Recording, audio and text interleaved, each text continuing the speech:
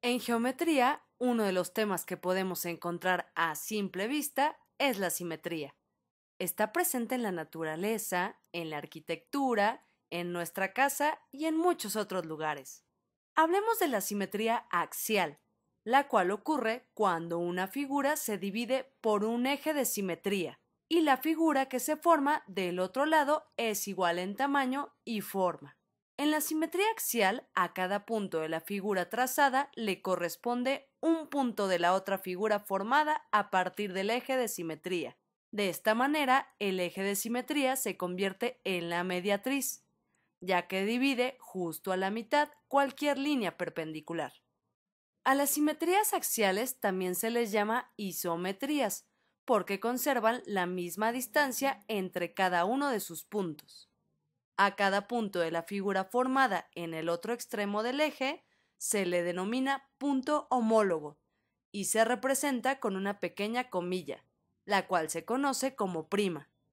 Para encontrar la simetría axial de una figura, piensa en un espejo y su reflejo.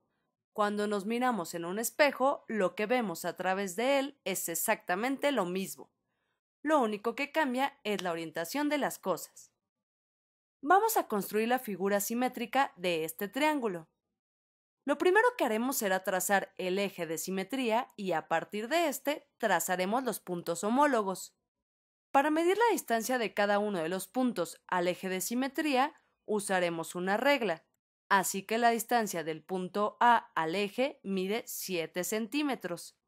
Ahora vamos a marcar este punto del otro lado del eje midiendo los mismos 7 centímetros y ya tenemos el punto A'. Mira, al parecer los puntos B y C tienen la misma distancia. Vamos a comprobarlo. Si medimos del punto B al eje con nuestra regla, se tienen 12 centímetros. Hagamos lo mismo con el punto C. ¡Perfecto! Tienen la misma distancia, 12 centímetros. Marquemos ambos puntos del otro lado. Finalmente, vamos a unir cada uno de los puntos para formar nuestro triángulo. ¡Listo! Terminamos nuestro triángulo y tenemos una figura exactamente igual del otro lado del eje, con el mismo tamaño y forma, y por lo tanto con la misma distancia entre puntos. Ahora que ya conoces qué es la simetría axial, dibuja estas figuras en una hoja de papel. Coloca un espejo desde distintas posiciones para identificar sus ejes de simetría y algunas de sus propiedades.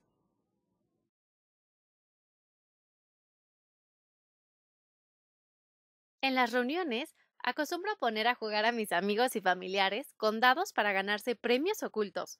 Pongo varios premios de diversos tamaños y formas al centro, y para ganarlos se dice un número del 2 al 12. Después se lanzan dos dados.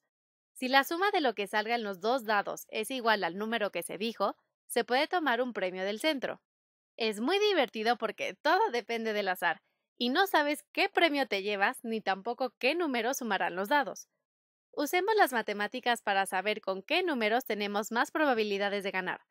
Así, cuando te pongan este tipo de juegos en una reunión, en teoría sabrás cómo es más probable ganar, aunque sigas sin saber qué regalos están misteriosamente envueltos. Cuando tiramos dos dados, los resultados pueden ser desde el 2 hasta el 12. Si dices que el resultado será 1, seguro pierdes. No hay forma de que dos dados sumen 1. Ahora, coloquemos una tabla con los resultados de cada dado y vamos a darles un color diferente para distinguirlos. Al igual que para el dado rosa, para el azul tenemos los posibles resultados de 1, 2, 3, 4, 5 y 6. Así, los resultados para los dados combinados serán las demás casillas. Cuando el dado azul caiga en 1 y el rosa también, el resultado será 2. Si el rosa cae en 2 y el azul nuevamente en 1, tendremos 3. Y así seguimos llenando toda la tabla con las posibilidades que tenemos. Entonces, podemos confirmar que ningún resultado es menor que 2 ni mayor que 12. Tomando los resultados combinados, tenemos que para que caiga 2, solo hay una posibilidad, porque el 2 solo aparece una vez en nuestra tabla. Para el 3 tenemos dos posibilidades. Y si te fijas, todos los números van en diagonal y así es más fácil contarlos. Tabulando esta información, tenemos que las probabilidades incrementan conforme aumenta el resultado, pero a partir del 7 disminuyen. De esta manera, el 7 es el número con más probabilidades de tener como resultado. En teoría, es mejor decir 7 antes de tirar los dados porque 6 de las 36 combinaciones apunta a que caerá este número. Vamos a graficar esta información para entenderla mejor. Colocamos los resultados en el eje X de la gráfica y el número de combinaciones en el eje de la Y. Al graficar los datos, se ve claramente que es más probable un resultado conforme nos acercamos al 7 y es menos probable conforme nos alejamos. En teoría, esto es porque todos los resultados son posibles en alguna medida. Sería un juego seguro si solo se tirara con dados que tuvieran un punto por cara o que no hubiera ningún otro resultado posible. Pero es bueno realizar este tipo de análisis para saber que si decimos 2 o 12, arriesgamos más a que si decimos 6, 7 u 8 antes de tirar los dados. Puedes intentar tirar los dados varias veces para comprobar la gráfica. Si llegas a tener este tipo de situaciones, recuerda que conviene más elegir el resultado que tiene más probabilidades de salir. Aunque con el azar, no hay ninguna regla definitiva, siempre nos sorprende.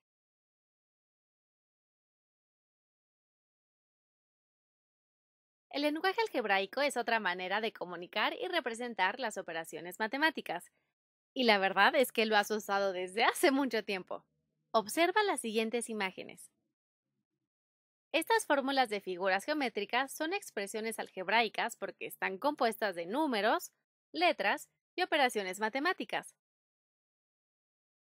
Una forma divertida de aprender expresiones algebraicas es usando figuras geométricas. Vamos a crear algunas con este tapete de colores. ¿Qué expresión algebraica podríamos usar para calcular el área de este tapete? ¡Fácil! Primero, identifiquemos el tipo de figuras que tiene. Hay cuadrados y rectángulos de diferentes tamaños.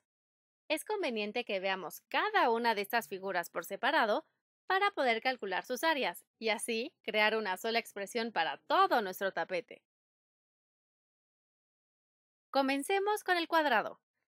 Cada uno de sus lados lo representaremos con la letra A, porque todos tienen la misma medida.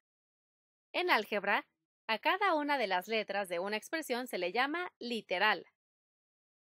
Recordemos que la fórmula para calcular el área de un cuadrado es lado por lado, o lo que es lo mismo, lado al cuadrado. Entonces, esta primera figura quedaría como A cuadrada. Agreguemos un signo de más a esta primera expresión que ya formamos. Cada uno de estos elementos recibe el nombre de término algebraico. Sigamos con el rectángulo mayor, cuya fórmula de área es base por altura. Representaremos sus lados con las literales B y C.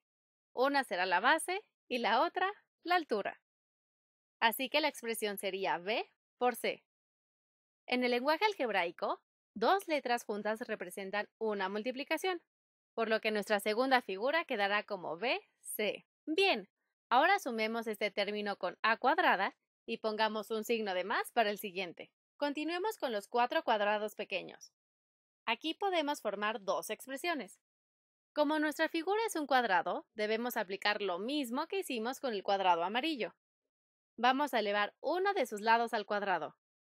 Representaremos el lado con la literal D. Así, la primera expresión sería sumar d cuadrada, más d cuadrada, más d cuadrada, más d cuadrada. La segunda opción sería multiplicar d cuadrada por 4, ya que tenemos un total de 4 cuadritos. Utilicemos 4 por d cuadrada para agregarla a la expresión que estamos creando. ¡Qué bien! Así que tenemos a cuadrada más b por c más 4 por d cuadrada más lo que sigue. Continuemos con el rectángulo más angosto. Mira, este lado del rectángulo tiene la misma medida que los lados del cuadrado. Por lo tanto, vamos a dejarlo con la literal A y el otro lado lo nombraremos con la letra E. Entonces, la expresión de este rectángulo sería A por E. Escribamos este nuevo término a la expresión que estamos formando. A cuadrada más B por C más 4 por D cuadrada más A por E. Sigamos con el último rectángulo. Vamos a retomar el lado representado por A y lo multiplicaremos por F, así que nuestra expresión será A por F. Bien, sumemos este último término y tendremos completa la expresión que representa el área del tapete. Nuestra expresión algebraica sería A cuadrada más B por C más 4 por D cuadrada más A por E más A por F. ¡Súper! Hagamos otro ejercicio. Ahora vamos a encontrar expresiones algebraicas equivalentes entre sí. Veamos nuevamente nuestro tapete. ¡Qué interesante! ¿Ya viste? Aquí tenemos el rectángulo angosto y los 4 cuadrados. A simple vista, notamos que tienen la misma proporción. Entonces, podemos decir que estas figuras son equivalentes. Vamos a representarlas de la siguiente manera. A por E es igual a 4 por D cuadrada. ¡Listo! Hasta podríamos establecer una expresión más. Si en nuestro tapete comparamos A por F con A por E más 4 por D cuadrada, nuestra equivalencia quedaría A por F es igual a 4 por D cuadrada más A por E. ¿Qué otras expresiones podemos igualar a simple vista con el tapete? ¿Cómo sería la expresión para igualar el cuadrado amarillo con estas figuras de la derecha?